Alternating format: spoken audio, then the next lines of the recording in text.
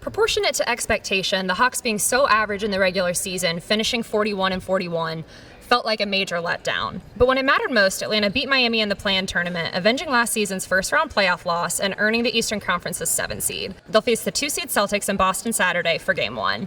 The Hawks know they're in for a big challenge up against a talented, experienced Celtics team with tandem Jason Tatum and Jaylen Brown. They also know pretty much everyone's going to pick against them, just like they did for that play-in game versus Miami. Now, in fairness, the Celtics swept the Hawks in the regular season, but the playoffs are a different story. The slate is wiped clean, and anything can happen. Just ask center Clint Capella, who was a part of the Hawks' Eastern Conference Finals run. Take pride in that, but we love it too. We enjoy it. We're like, okay, that's what you guys think. So let me show you. Let us show you guys that we have more than what you think. And it's not regular season anymore. Now it's the playoffs. So teams are different. We are different now. We have really good players. I mean, we can play at a high level. And this is a series. We beat the #1 seed before. Since I've been here. So, I feel like I have confidence in my teammates, confidence in myself that we can go out and do anything. They've done particularly well against us. They play through possessions.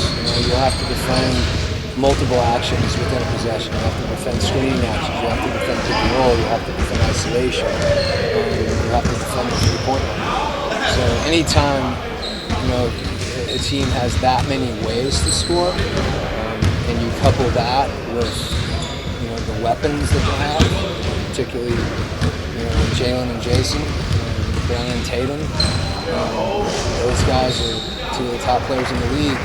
All right, everybody, let's bring in our Hawks beat writer, Lauren Williams. Lauren, I don't think anyone can deny that this was not the regular season performance that the Hawks wanted. But the good news is it doesn't matter because the slate is wiped clean. If you're the Hawks, how good of a feeling is that? I think it's a pretty good feeling. They're in the playoffs now. They're focusing on just one team as opposed to 5 or 6 who they might have to face in a span of 1 week, but now it's just one team, the Boston Celtics.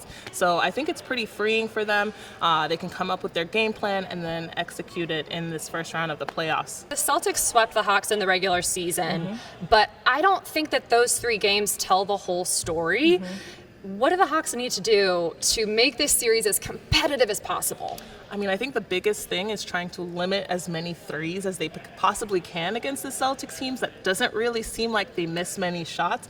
When I mentioned that to Clint Capella today at practice, he kind of was like, yeah, they don't. He's like, no kidding. No kidding, exactly. But I think if they can channel what worked for them against the Heat on Tuesday, that's the biggest thing, is trying to get those rebounds whenever the Celtics do miss. If they can get those rebounds, get out in transition, push the pace, I think that can bode really, really well for this team, especially if they're moving the ball as quickly as we know they're capable of moving it. That will keep the Celtics off balance, and it will open up some things for them, especially with so many guys hitting shots like they have been down the stretch of the regular season.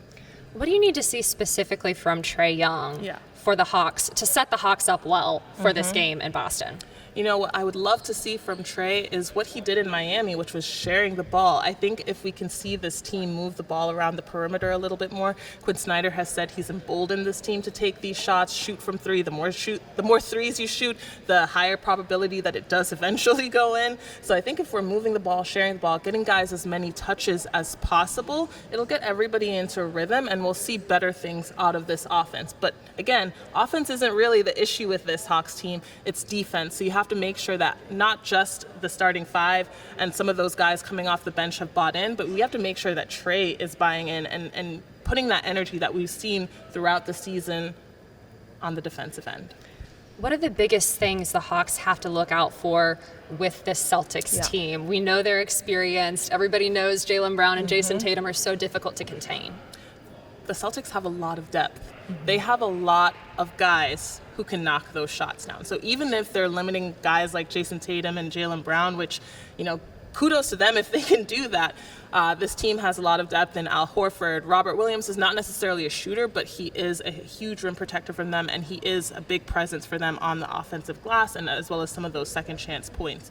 So just making sure that they're using their matchups well, or rotating back out to their matchups well, to make sure that they're making things as difficult as possible and not giving them easy access to the rim.